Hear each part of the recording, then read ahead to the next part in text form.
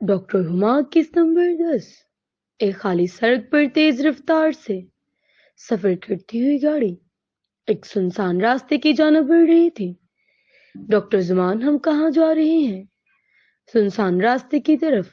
اوہ، لگتا ہے کہ میری خاص دوست کا اعتبار ڈگمگا رہا ہے۔ ایسی بات ہی ہے ڈاکٹر ہما نے نا، آخر اتنی دیر سے ہم ایک ساتھ کام کر رہے ہیں، اتنا اعتبار تو ہونا چاہیے آپ کو اپنے دوست پہ۔ ڈاکٹر ہما، ایسی کوئی بات نہیں، اعتبار ہے تو اس وقت آپ کے ساتھ ہوں، آپ کی لیفٹ سیٹ پر، ورنہ اپنے شوہر کے علاوہ میں کسی اجنبی کے ساتھ ایسے نہیں بیٹھتی۔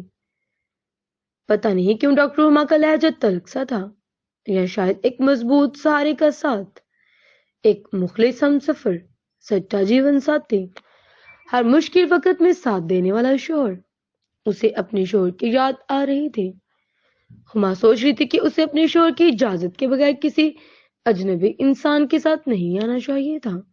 اسی دوران ہما نے اپنے شوہر کو ایک میسج چھوڑ دیا کہ میں یہاں ہوں، مجھے آ کے لے جاؤ۔ ڈاکٹر زمان، ہما کیا کھائیں گی آپ آج؟ آپ میرے خیال میں یہاں ہی سوچ لیں، کیونکہ لڑکیاں سوچنے میں ٹائم ضائع کر دیتی ہیں۔ آپ کو کیسے پتا ہے؟ دراصل مریم ہمیشہ ایسا ہی کرتی ہے۔ کون مریم؟ ڈاکٹر ہما کے پوچھنے پر ڈاکٹر زما گھبرا گئی۔ ہاں، وہ مریم، میری چھوٹی بہن۔